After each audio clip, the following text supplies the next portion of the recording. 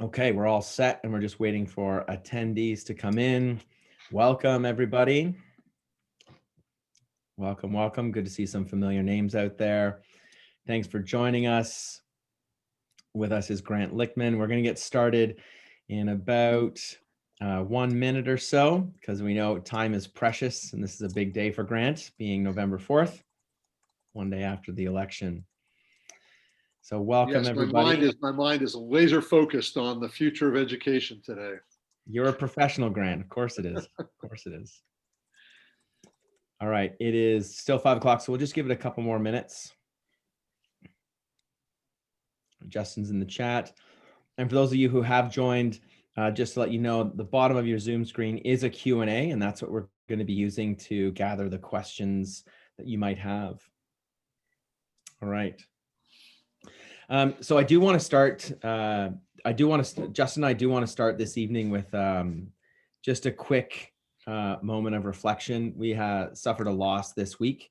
Grant, I don't know if you know this or not, but we did suffer a loss in our community, CIS Ontario, and through CASE with the loss of the head of Rosso Lake College.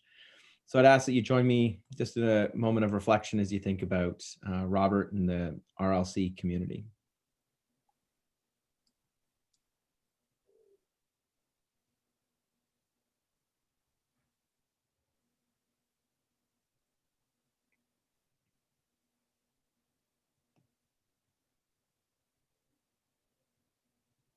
Thank you. It's such a loss, and it brings into focus why we are in this business. He was such an incredible educator, leading change at his school. It was a big loss. So thanks for joining me in that moment of reflection for Robert and the whole Rosso Lake community, of which we have quite a few educators who have been through cohort 21. So there you go. Grant, thanks so much for joining us tonight. It's really special to have you here. You are a thought leader, a fantastic educator, and you've written some great books, which we are big fans of, Justin and I. And in fact, that's how we met. I read #EdJourney because Justin suggested it to me, and just tweeted at you back in 2014 or 2015, I think. Yeah. And I said, you should see what we're doing in Ontario. And 5 years later, here we are, which is pretty amazing. The band has been together ever since. Yeah. It has been great working with you, but why don't you give yourself a bit of an introduction for us, Grant? Well, I'm just so happy, always happy to be with Justin and Garth. And I've been working with a lot of Canadian schools recently. Are just now in the middle of our second big long-term disruption series with Canadian CIS cohort schools. We had 85 schools in the first cohort last spring. I think we have, we've got about 70 people in this next cohort that we're working on right now. And just wonderful to get to know so many great Canadian schools. And I think most people know I was long-term independent school senior administrator here in San Diego, which, by the way, is that school and where I am today is on the ancestral lands of the Kumeyaay Nation. Something I've learned from our friends at Ashbury College that I should make known every time I'm in a virtual meeting, and I urge others to think about that as well. I love sharing what we learn. I've had what I've learned. I've had the privilege and honor of visiting and working with something like 225, 240 schools and districts in the last 8 years or so, and just sharing what's working out there in terms of moving schools toward where they want to go in the future. Great. Thanks, Grant. So let's get to it. So how this will work for this evening, for those of us who are our attendees, we have 3 main questions that we're going to pose to Grant that he will respond to. He's got sort of one big bullet point that he'll respond to. And then while he's responding, we want you to be interacting. And so please use the Q&A function in Zoom, and I'll be monitoring that. At the end of the first question, we're going to open it up to your questions, ideas, insights, wonderings, etc. And so that's how we'll do. So when Grant has completed the response, we'll sort of elaborate a little bit with your questions and answers. So we do hope that you're here, you're engaged, and you're going to be able to ask some questions. All right. So With that being said, Grant, shall we start with question number one? That makes sense? Good. Great. Question number one. What are the big lessons that you're seeing being learned during this pandemic time? You've written 3 excellent books about educational change over the last 6 years. #EdJourney, Moving the Rock, Thrive. Are you seeing anything from those books that are coming to life in this pandemic? Yeah, absolutely. I think we're seeing more come to life now than at any other time, certainly in the last decade or two, when a lot of us have been involved in sort of school transformation movement. So let me cite 3 things. The first one, which was a highlight of sort of the leadoff point of that book, #EdJourney, change, it can be uncomfortable. I think that changing schools is not necessarily hard relative to the really hard things that people go through in life. But change is uncomfortable. But a lot of schools do change very well, and many schools, people within schools last spring realized they can change too. Change doesn't necessarily always have to be like moving an aircraft carrier, which has kind of been a mantra of education for generations, because y'all did it last spring.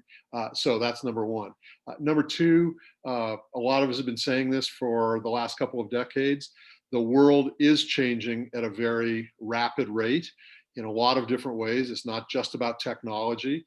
There's evidence of that in the environment of on our globe, population movements, economics, politics, a lot of global relationships, communications.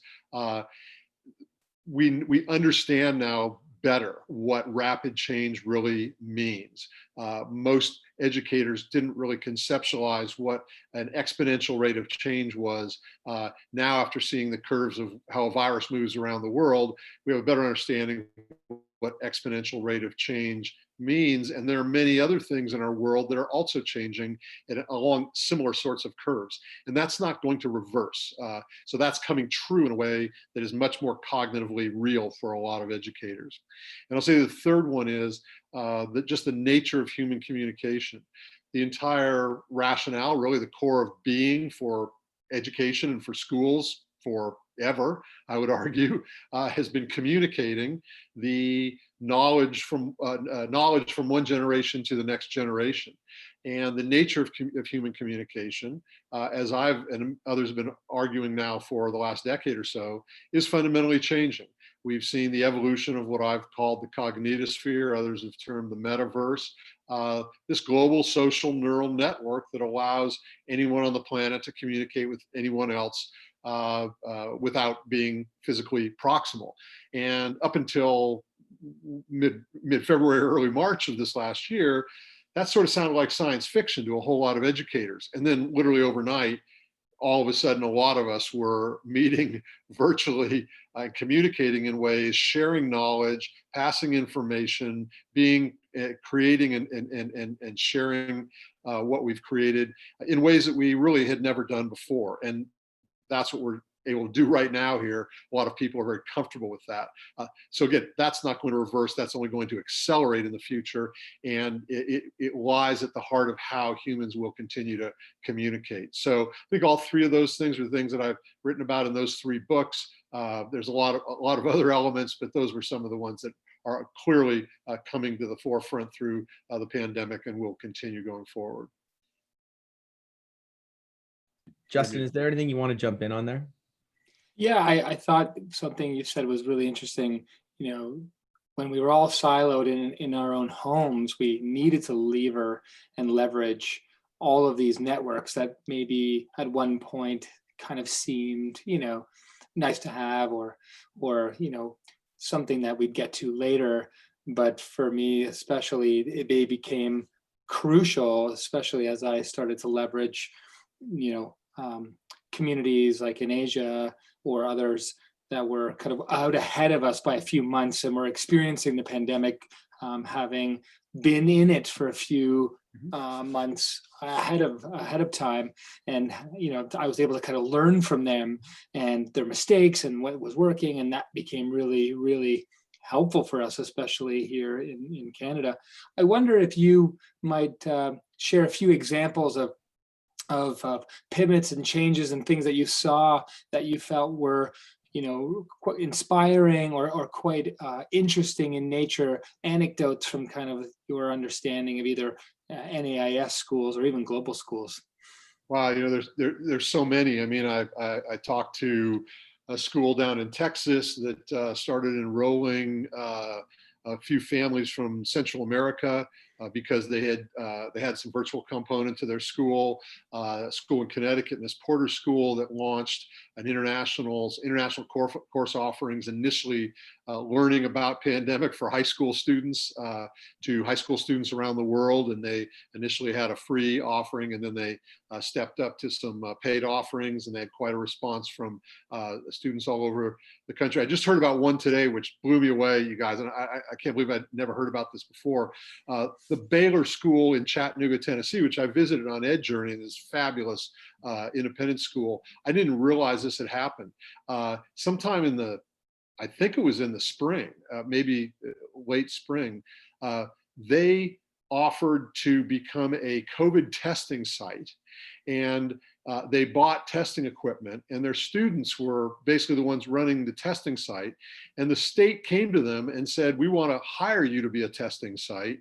And they paid them $7 million to run a testing site, or that's some revenue that they will have accumulated through this. And what an incredible learning opportunity for these students and teachers to set that up, run it. And they were running 1,000 tests a day.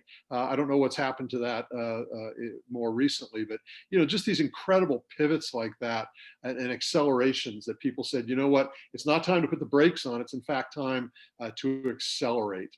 And there are just lots and lots of different examples of how people managed their way through the crisis.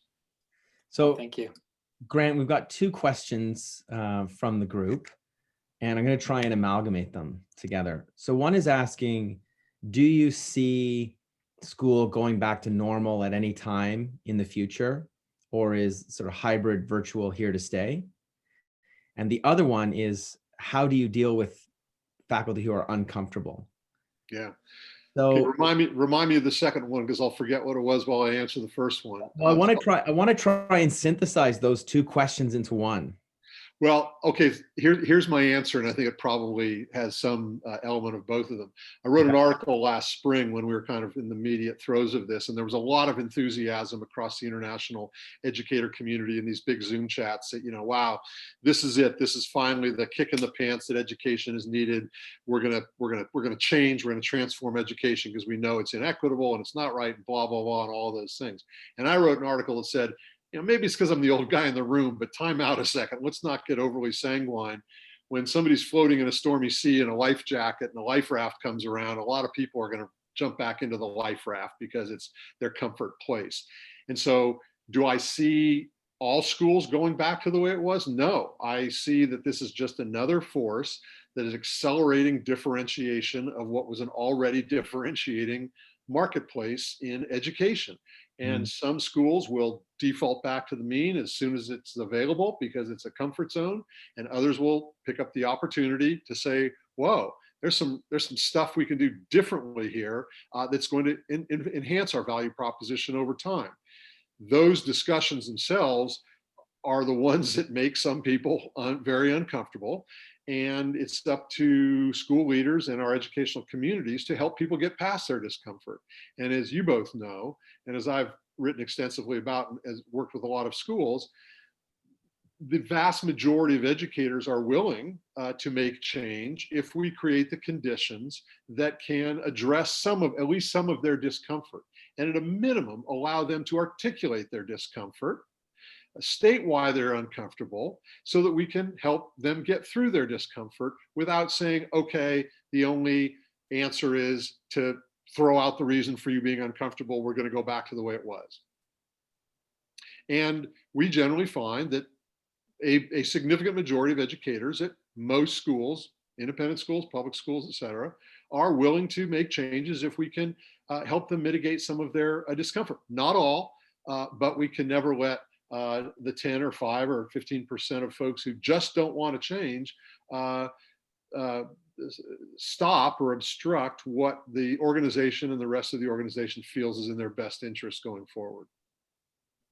That's such a great answer. I love that you're addressing that this is just a further differentiation in the marketplace of something which is being sort of striated across a whole bunch of different domains and dimensions. One question from from one of the attendees is, can you share an example of schools that are providing leadership on how to manage teacher stress and anxiety connected to this accelerated change? Yeah, I mean, I don't want to cite one particular school. I generally don't like to do that because I'm leaving out 90 schools or 40 schools or 10 schools that are doing equally good a job. I will say that of all the studies that I and many people, immediately jumped in. I was one of the ones who jumped in March and said, we can't let the lessons being learned go by us. We have to capture these lessons. And so that's what we did with CIS. CIS has published the first report on that.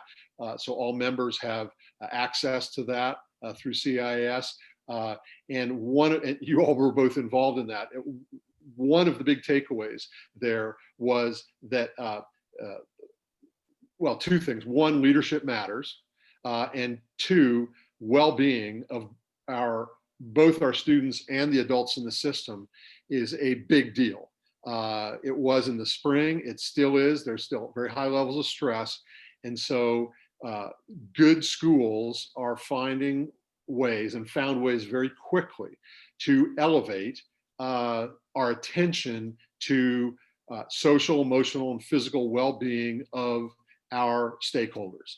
And there's so many ways, a number of them are mentioned in the report, everything from providing different communication pathways to support groups to checking in with your students every day with, how are you and how's your family, checking in with your peers similarly, there's going to be a whole bunch more of that coming out in this second CS study around talent management, basically HR, how to ensure that experience for our employees is positive and rewarding even during times of stress, and how to decrease stress. We were in a meeting today with experts talking about physical space and how to make physical spaces actually less stressful, how physical spaces can actually decrease or increase stress levels. And so there's gonna be a lot coming out around this idea of well-being, which we've kicked around for a long time in independent schools.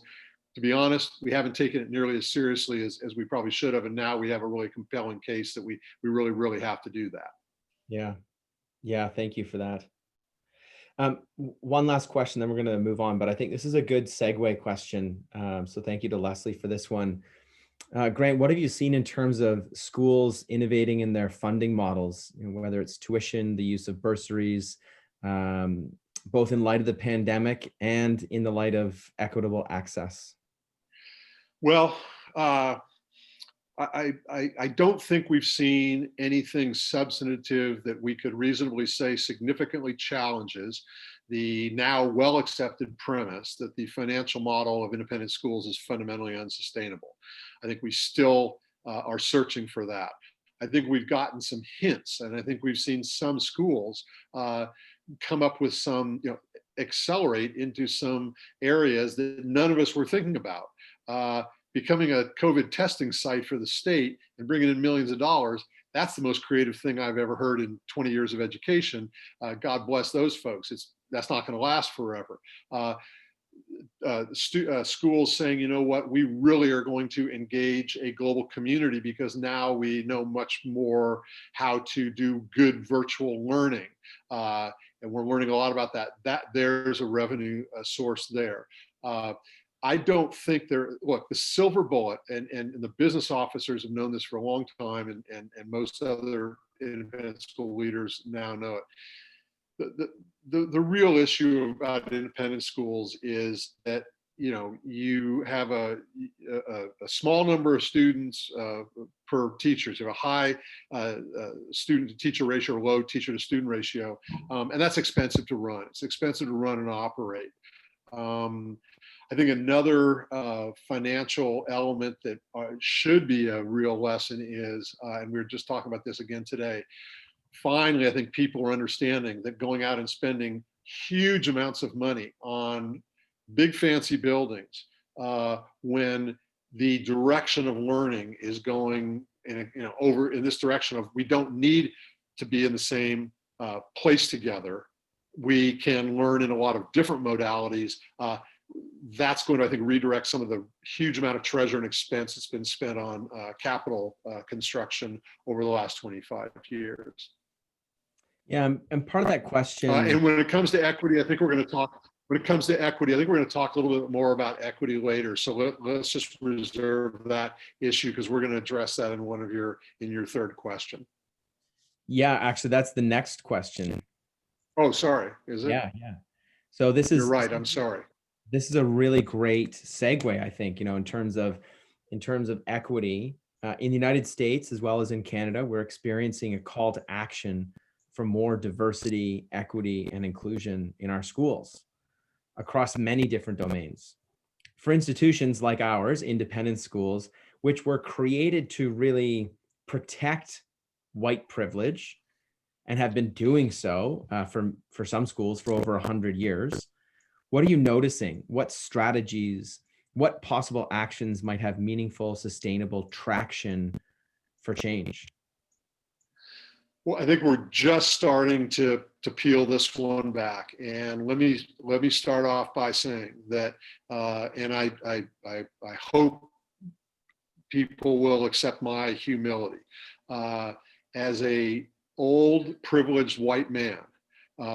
I did not realize, despite thinking to the contrary, that I have not done nearly enough in my life. Both inside and outside of education, including being arrested, my one time being arrested in a civil rights issue. None of us have done nearly enough to correct the systemic injustices in our society. And hopefully we are now seeing this through a new lens, and I do think we are. The question a minute ago about financial aid and finances.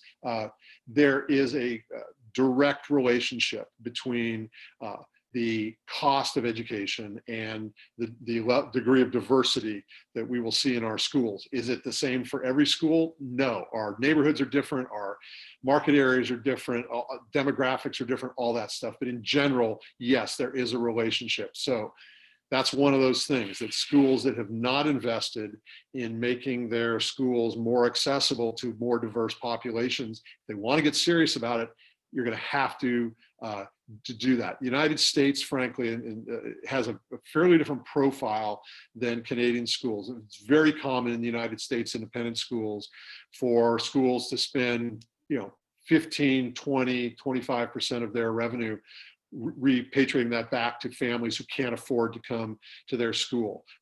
That's not typical of Canadian schools. So that's something that's really I think you folks are going to have to address. But I think here are four things that I came up with when you posed that question to me yesterday. Number one, a fundamental shift in our approach and attitudes. We have been nibbling away and using the word diversity for decades, and most schools have been nibbling away at it. We clearly have not been as serious as we should have. Number two, really listening to and engaging with our communities much more authentically.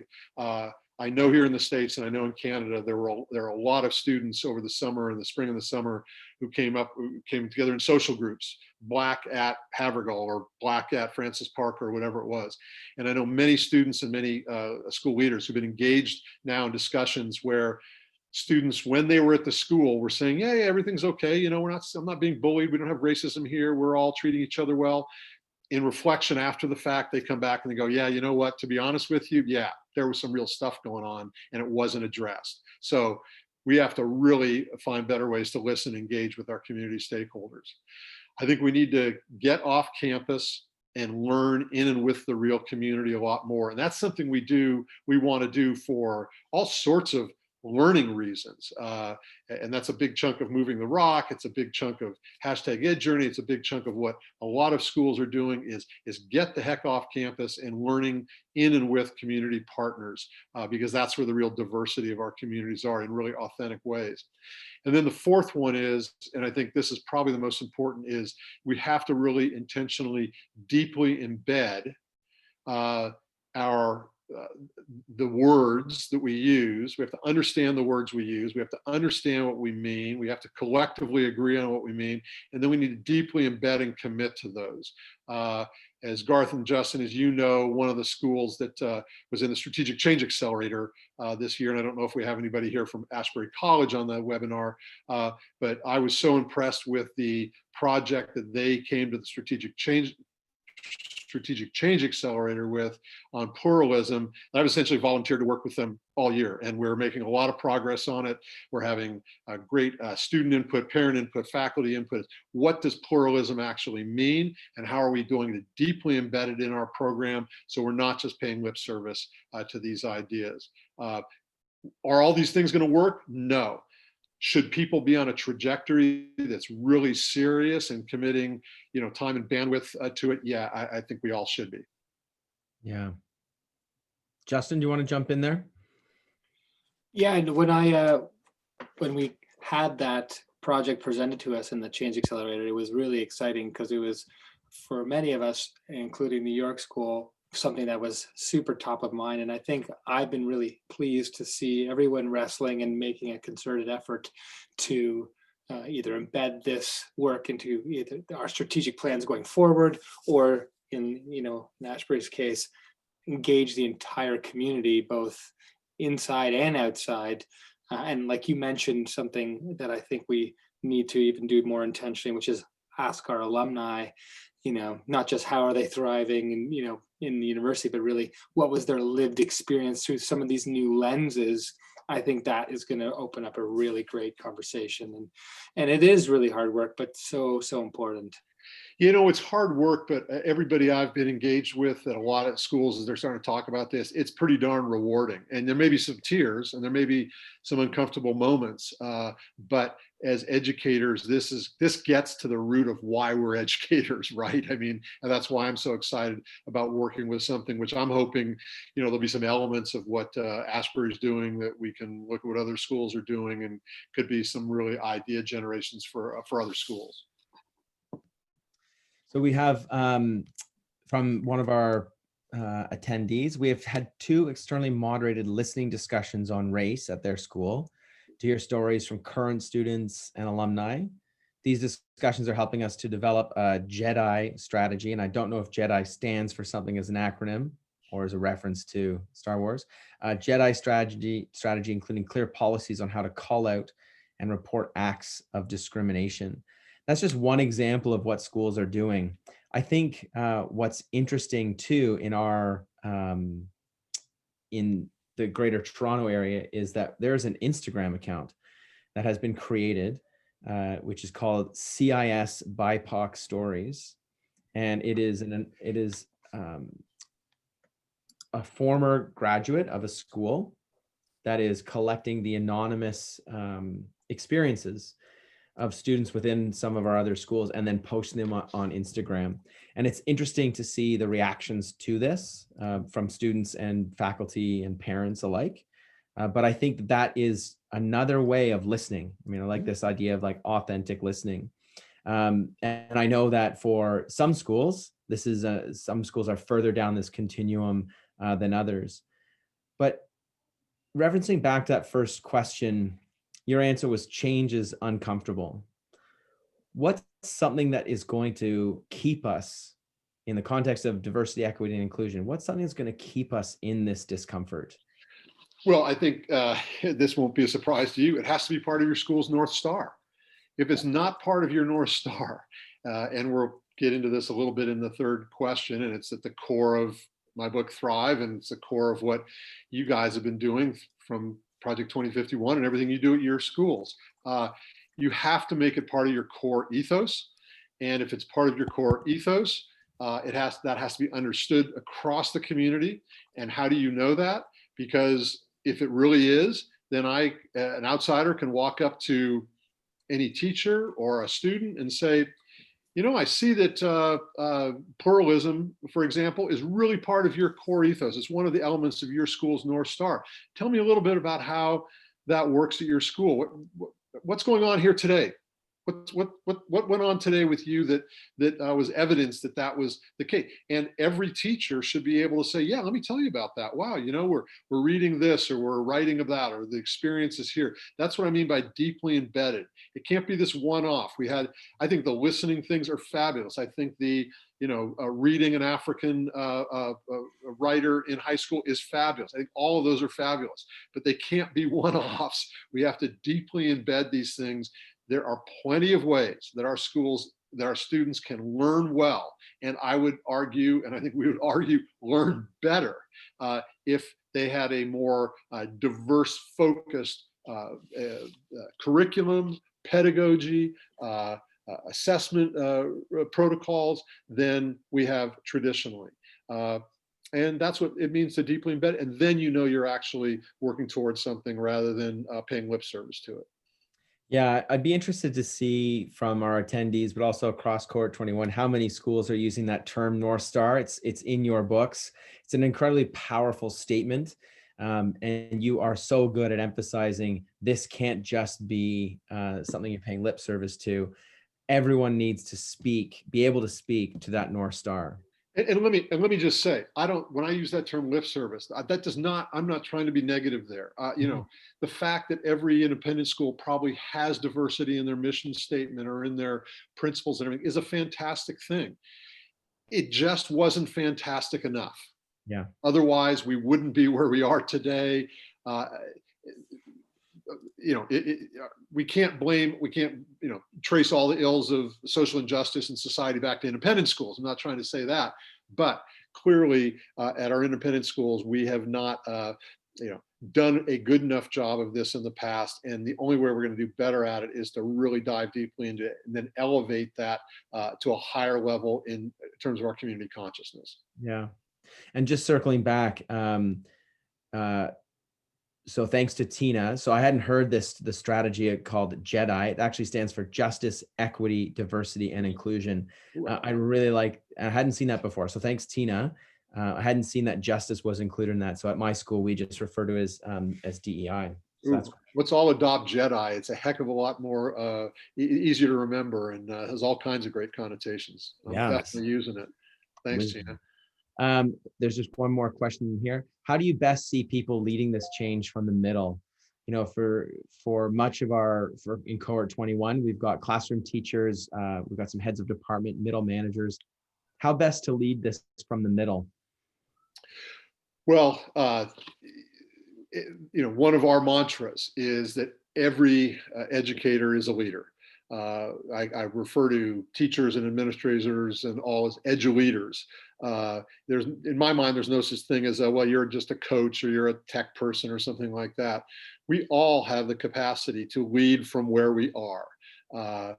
Some of those folks are leading from the boardroom, they're leading from the executive suite, but to be honest, no one has more ability to lead meaningful change with respect to the learning experience than each classroom teacher. And the question then becomes, are you being encouraged, empowered, expected, and supported by your titular leadership, by whoever signs your paycheck, or who you report to? Are you being supported in taking that leadership role upon yourself? Change happens. The best change does not happen by one authority saying, we're going to do this. Change happens by many, many people coming together and agreeing that something is a good idea, and then trying stuff and being willing to fail, and then trying something new. I can't tell you, you go on and on and on, and all my books are filled with examples of real change that has happened at school that started because a small group of people got together and said, let's try something. And they were supported in that. And they had the courage to really follow through. Yeah, thanks to Sam for that question. I would also add on to that, in Cohort 21, we talk a little bit about spheres of influence. Mm-hmm. If you are a teacher who wants to support your school in this way, follow the North Star. Right? Get behind them, be really good followers and supporters in your school. And from there, you will find that there's some initiatives that you can actually take the lead on as well. Within that sphere of influence, if this is a place that you want to lead, this is to keep on with that metaphor of the star. This is where you can actually start to shine a little bit more. Yeah, teachers often are reluctant to, or they just don't know, or they just don't understand that a lot of change within organizations starts not from the direction of positional leaders, the person who has a bigger title, or titular leaders, but actually comes about through situational leaders. That a situation arises, and boy, did we have a great example of a situation that arose last spring. Who were the ones who led the way in terms of finding out how to do virtual learning well, how to deal with the pandemic well? It wasn't the head of school who said, okay, I got it all solved. Here, do this, this, and this. It wasn't the board of trustees. No, it was situational leaders. It was educators who saw a situation. They jumped into that. They came up with some solutions. They tried them. Where they worked, they shared them out. And that created very, very rapid change, as you said, not just amongst us, Justin and I. We were on conversations with people from Mongolia who've been experiencing the pandemic longer than we were, who were sharing with us, this is what's working. So we all have that ability to jump into, recognize the situation, leap in, and take over a leadership role. That's Yeah, a great. I would. Oh, Sorry, go ahead, Justin.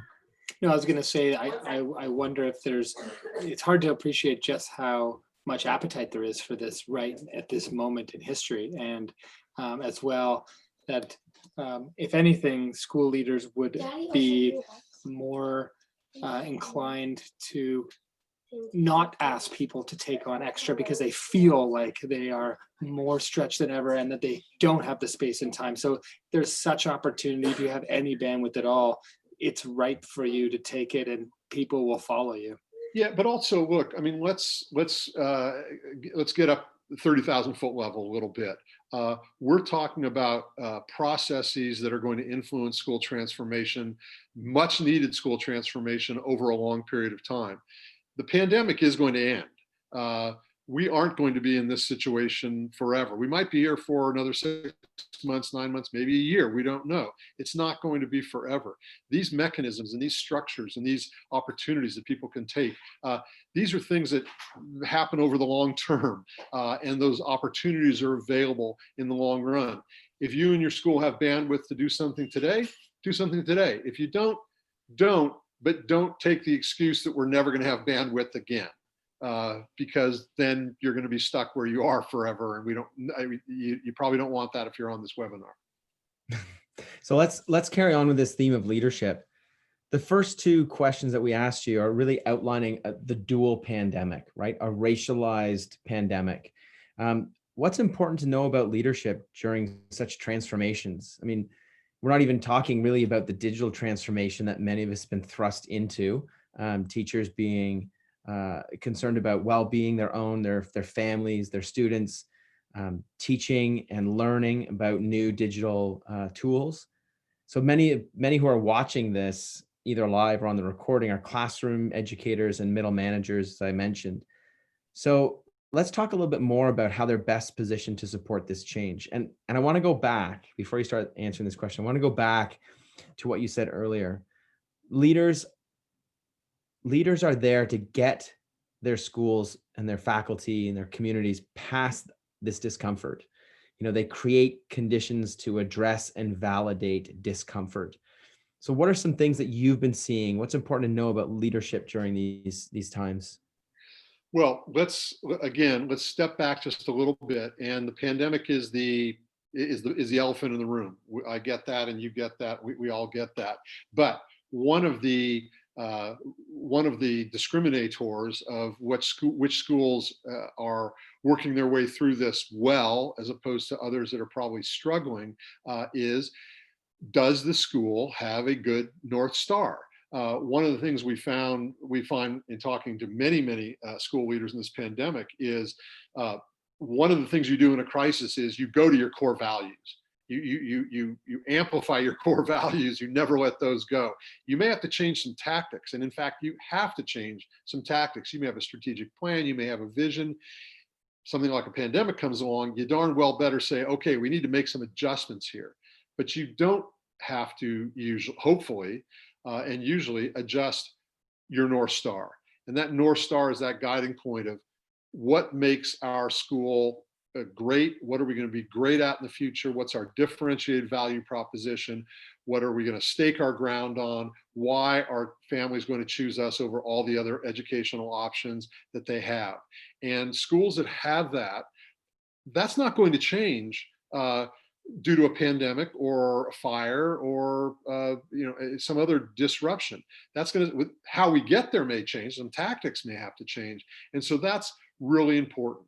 And in creating the North Star, in both creating and implementing the North Star, if you have broad input, diverse input, stakeholder input into creating that North Star, you have a vastly greater chance as an organization of actually implementing it.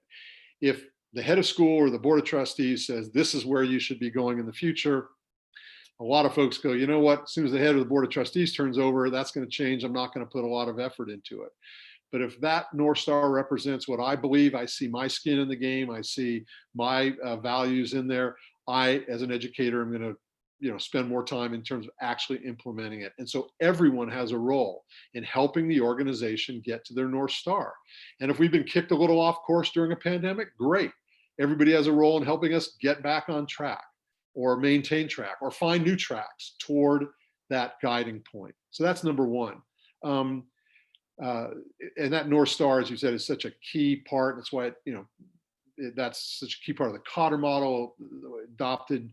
I learned a lot about that from you guys. Put it into the book is why I cite you guys in the book, and you guys helped me edit it and added to it. That's such a key thing. Without that, we're in real trouble. Number two, busting silos is absolutely key. Organizations cannot react quickly and make effective change when things are moving rapidly around them without really diverse collaboration. And schools have been terribly siloized places.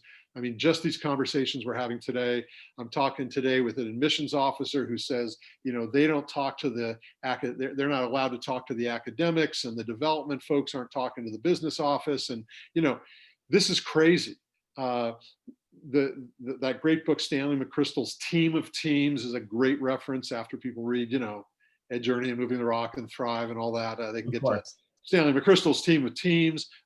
Shows how we all can play a role in breaking those silos, which have never been a good thing in schools. And they're especially bad when the world is changing more quickly around us, which was happening well before the pandemic. And then the third one I would mention is, and we have a lot of great evidence since March about this, sometimes great plans don't work out. I was talking with several heads of school in August, and they were talking about, it was a week or so before school was going to open. And they said, we've spent a lot of money, a lot of time, we've planned this thing out, we've tabletopped it, the opening of school, all that. Our best guess is that 3 days in, 80% of that will have been thrown out the window. And they were right. Maybe it was 50%. I don't know. But sometimes the best plans just don't work out. So, what do we do about that? Do we go back to sort of retrench and say, okay, well, somebody else tell me what to do? No. We take our best shot. We try things. We move forward. The worst thing that any organization can do in a time of crisis is try to stand pat. Standing still is almost always the wrong thing to do when the temperature is rising somehow with the external environment. And that involves accepting the discomfort of, you maybe put a lot of time and energy and treasure into something, it didn't work, great. Do the next thing. So those are some of the ideas I sort of have. I think that everybody, teachers, staff, senior administrators, trustees, everybody has a role to play in there, because we are only going to solve problems like this, complex problems like this, if we have diverse collaborative groups. There's a couple of great questions that are in the chat and in the Q&A, and I wonder if you can speak to someone who is relatively new to a school, who comes in and maybe they're a 5-year teacher or 8-year teacher, and they're in this school, and this school is great, and I'm a science teacher. I'm a grade 8 science teacher, and I'm just going to get to know these kids and all this stuff. But then all of a sudden, the pandemic hits, the school closes, and you're wondering what is important here. The North Star could already be known so well in the culture, but may not be transmitted down to new teachers. So how do you involve the crafting of the North Star, first of all, but how do you keep the North Star relevant as you go? And let's just pretend, for the sake of some of the other questions, let's just pretend that within the North Star, it isn't necessarily articulated, this silo busting. So how do we do that too? Well, there is no cookbook recipe for how to create and implement a great North Star. I do my best in the book, and you guys are familiar with that, and I'll try to describe it a little bit. But your example of a new teacher is a good one. So first of all, when you said new teacher, I was thinking new teacher. If I'm a teacher at a school for 5 or 8 years and I don't know what the North Star of the school is, Houston, we have a problem. In my view. But let's say you're a teacher 5 to 8 years, but you've arrived at a new school. Okay. You've arrived at a new school. Okay. Yeah. Yes, great. Okay. So you have an experience, but you go to a new school. So the way I best describe what a good North Star is, because it's not a vision statement, it's not this one sentence that tries to capture everything.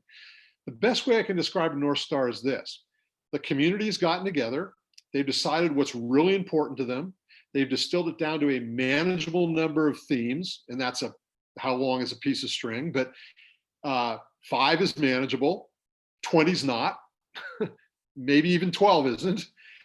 You've distilled what's really most important to you in terms of your value proposition, the long-term success of your school, down to a manageable number of themes, and you give enough articulation to those themes. And this is the way I describe it. A great North Star is one that I can hand to a new teacher when she walks onto campus in August, and that teacher says, how can I be successful here? I say, here, take this and think about how you can contribute to some of these in ways as a teacher at our school, and be prepared to help share that with your colleagues. Be prepared to set your own professional development, your growth goals around those, because we're going to assess you about that.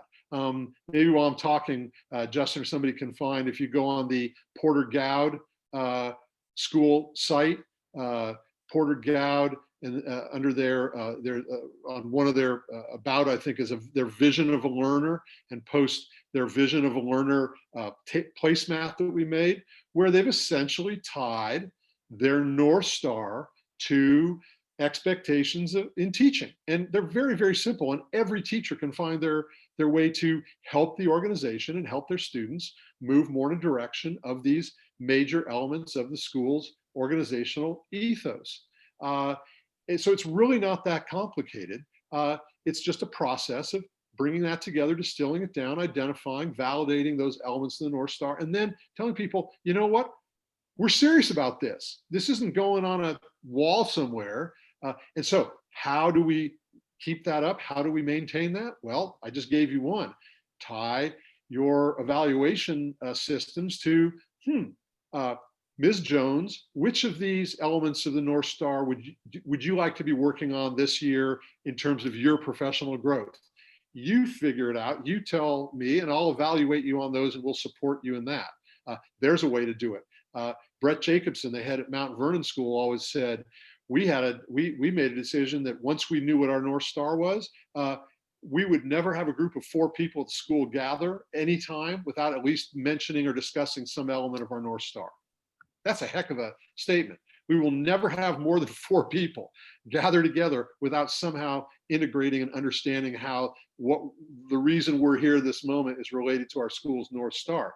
At that school, every teacher knows how they're contributing toward the value proposition of their school. There's a lot of different ways to do it, and everybody can be involved if the school leadership chooses to create the conditions for the formulation of that North Star. So the question was, what is important to know about leadership during transformations? And that, I think, has been well answered, Grant. Making sure that this North Star is communicated, and it's clear, it's digestible, and it's actually lives within the experiences of the faculty and the students too. So thank you for that. Well, Thanks and yeah, for- and there were a couple of other, diagrams that I published in Thrive, and people can look for it there, or else Justin can quickly Google that. If you just Google Lichtman Stairway of Innovation, right, you get the Stairway of Innovation, and people can go to that link or one of the articles there that was written about that, and you can clearly see that leadership has a role. That titular leader of the school has a role to launch it. We are going to be serious about this. I mean, that's literally, no one else can say that. But everything else on the Stairway to Innovation is not the responsibility and ownership of the head of school or the board or the chair of the board. It's all distributed out across everybody else in the school, including, of course, most importantly, the students, who we've vastly underleveraged in terms of their ability to contribute to creating and implementing our North Star. And so that stairway is kind of a good checklist, isn't it, for people to say, yeah, are we doing this? Are we doing this? Are we doing this? And doing those things well. Grant, we're coming to the end of the session. Thank you so much. I'm leaving with a couple of things here that I would send out as provocations to cohort 21. The first one is that there is no recipe book, right, to get through this. And I think we're all searching for answers, right? And I think the important part is that we're searching. So I would ask these questions of our attendees as provocations. Do you know your school's North Star? Do you have the generous support and agency to support that North Star? Do you know that what role you play for the leaders above you and for the leaders below you? And are you activating the agency of your students? I think those are powerful questions that you've given us, Grant. So thanks very much. Thank you for all of you who joined us tonight. Justin, any closing words? No, I just think that we were able to cover three really important pieces of the current state of education, and they happen to be very much front and center of how we're running Core 21 this year. They are the central strands that we'll be exploring. So on November 21st, when we get together, we'll be even going into some of these resources that I've been putting into the chat and kind of unpacking them a bit. But Grant, we can't thank you enough for lending us your expertise and an hour of your precious time. You are such an amazing resource. And well, as you know, I'm always happy. Any of the attendees listening to this, I'm always happy. Shoot me a tweet or an email.